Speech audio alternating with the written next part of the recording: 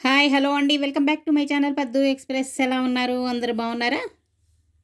ఇది చూడండి, పాల తాలికలు మనం అంటే అంతకుముందు పాతకాలంలో అయితే మనం మూకుడుతో అలా చేసుకునేవాళ్ళం గదా!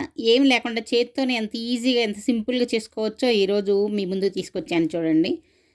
ఇవి చాలా ఈజీగా ఎవ్వరైనా చేసుకోగలుగుతారు. అది ఎలాగా ఏంటనేది చివరి వరకు స్కిప్ చేయకుండా చూడండి. ఇక్కడ చూపిస్తున్నాను. ఒకసారి చూడండి. మీరు కూడా తప్పకుండా ట్రై చేయండి. బియ్యం ముందుగా నానబెట్టేసేసుకొని, బాగా నానిన తర్వాత ఒక రోజంతా నానబెట్టేసుకొని, ఇగ వడగిన్నెలో యేసుకొని వడకట్టుకున్నాను. అంటే నీళ్ళేమి లేకుండా ఇలా చేసుకొని వీటిని మిక్సీలోనే నేను పిండి చేసుకుంటున్నాను చూడండి. అంటే ఎక్కువ క్వాంటిటీ ఉంటే బయట మిషన్‌లో పంపిస్తాం కానీ, ఇది ఎంత ఒక కొంచెం కొంచెం క్వాంటిటీనే గదా! ఒక అర కేజీ పిండేసుకున్నాను. చూడండి, దీన్ని ఇలా జల్లించుకుంటున్నాను. జల్లించుకున్నాక ఇది తడి ఆరిపోకుండా ఇలా ఒత్తి పెట్టుకోవాలనమాట. చూడండి, దీన్ని చక్కగా మనం ఇంట్లోనే ఎంతో ఈజీగా చేసుకోవచ్చు. నేను అంతకుముందు అరిసెలకు గూడా కేజీ బియ్యం కూడా ఇలాగే మిక్సీ ఏసి చూపిచ్చాను. మీకు గుర్తుందో లేదో. కేజీ వరకైతే మనం ఇంట్లోనే ఏసుకోవచ్చు. ఇంకా ఎక్కువ క్వాంటిటీ అనుకోండి మాకిక్కడ తడి బియ్యం వేసే మిషన్లు లెవ్వనమాట. అది సరిగ్గా వేయటం రాదు. మన వైపు అక్కడంటే అరిసెలు ఫేమస్ కాబట్టి అక్కడ మనకి వేస్తారు అలాగే. ఇక్కడ అలా వేయటానికి ఎవరికీ రాదనమాట. ఇగో చివర్లో ఉన్న మిగిలిన నూక కూడా మళ్ళీ మిక్సీలో యేసుకొని మళ్ళీ జల్లించుకున్నాను. ఇప్పుడు బెల్లం తీసుకున్నాను చూడండి. ఒక అర కేజీ పిండికి ఎంత ఒక 300 గ్రాములు, ఒక అర కేజీ లోపు బెల్లం. అంటే ఒక కొంచెం బాగా తినగలం స్వీట్ అనుకున్న వాళ్ళు అర కేజీ యేసుకోవచ్చు. నేనైతే ఒక 300 గ్రాములేసాను. దీన్ని నీళ్లు పోసి కరిగించుకుంటున్నాను. ఇది పాకం ఏమి రానక్కర్లేదు. ఊరికే కరిగించుకుంటున్నాను చూడండి.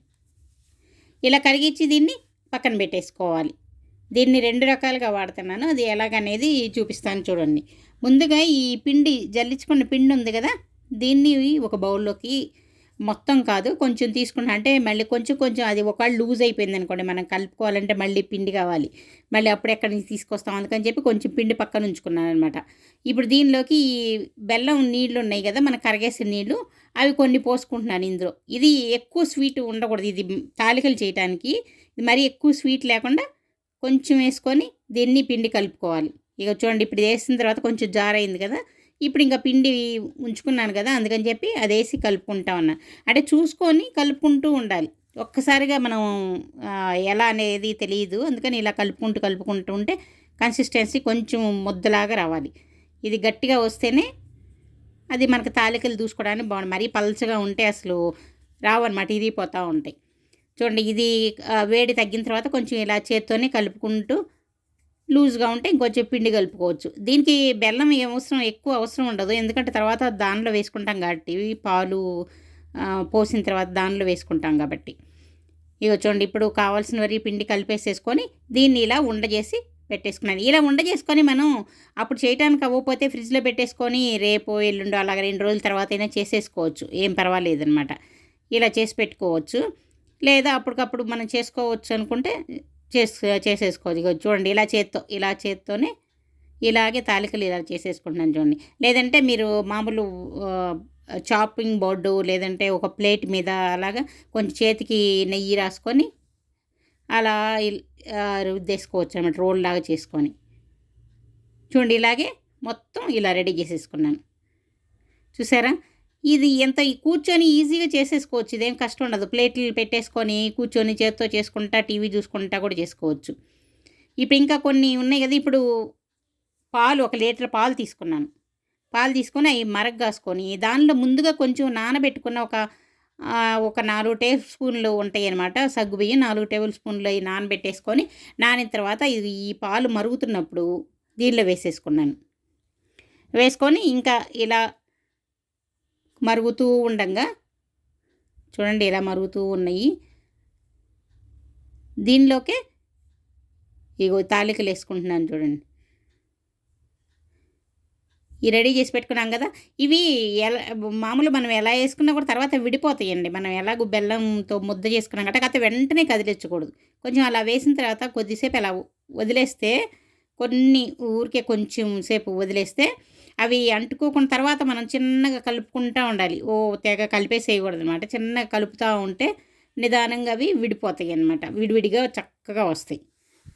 చూడండి మన పాతకాలంలో తెప్పాళ్ళ పెట్టి దానిలో పైన మూకుడు పెట్టి మూకుడుతో ఇగో చూడండి ఎంత మొత్తం కలిపిన వేసినా కూడా తర్వాత అన్నీ విడిపోతాయి చూడండి. ఆ మూకుడు హోల్స్ ఉండే మూకుడు ఉంటుంది కదా, దానిలో పెట్టి దూస్తా ఉంటే అసలు పైన సెగ్గొడతా ఉండేది. ఒకళ్ళ తర్వాత ఒకళ్ళు మార్చుకొని చేస్తూ ఉండేవాళ్ళం. ఆ రోజు అందరూ చుట్టుపక్కల అందరం కలిపి పిండి వంటలు చేసుకునేవాళ్ళం అని చెప్పాను కదా. ఇంక ఒకళ్ళకు తర్వాత ఒకళ్ళు చేయి మార్చుకొని అలా చేసుకుంటూ ఉండేవాళ్ళం అనమాట. నాకు ఇంట్రెస్టు అందుకని నేను చేస్తానని నేను వెళ్ళేదాన్ని. అక్కడ పిండే ఉందండి. అక్కడ రోకళ్ళలో మనకి ఇంట్లో అప్పుడు పల్లెటూళ్ళలో కదా జీతగాళ్ళు ఉంటారు, పక్కన మన చుట్టాలు ఎవరో ఒకళ్ళు ఉంటారు, అందరూ హెల్ప్ చేస్తారు. ఒకళ్ళకొకళ్ళు హెల్ప్ చేసుకొని చేసుకుంటా ఉండేవాళ్ళు. పిండి రోట్లోనే కొట్టేవాళ్ళు.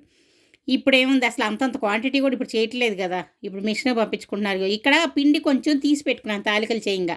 అది కొంచెం నీళ్లు కలిపి అందులో పోసుకున్నాను కొంచెం చిక్కదనం కోసం. తర్వాత యాలకుల పొడి కూడా వేసుకున్నాను చూడండి.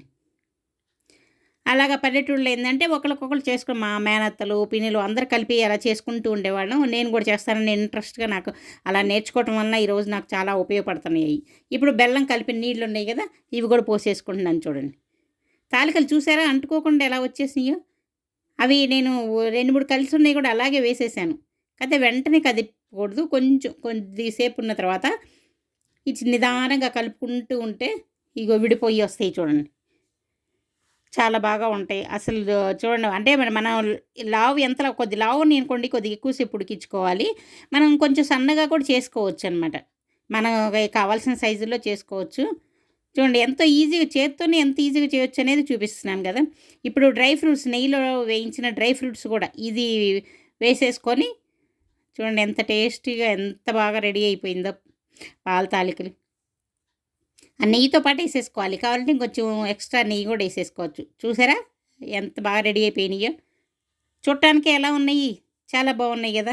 తినటానికి కూడా అంతేనండి. చాలా చాలా ఈ పాల తాలికలు అంటే ఇష్టపడిన వాళ్ళు ఎవరన్నా ఉంటారా? నాకు తెలిసి అందరూ ఇష్టపడతారు కదా. మీరు కూడా తప్పకుండా ఇంత ఈజీ మెథడ్‌లో ట్రై చేసుకోండి. ఎలా వచ్చిందో నాకు కామెంట్ సెక్షన్‌లో తెలియజేయండి. ఈ వీడియో కనుక నచ్చితే లైక్ చేయండి, షేర్ చేయండి, సబ్స్క్రైబ్ చేసుకోండి. ఇంకో వీడియోతో మీ ముందుకొస్తాను.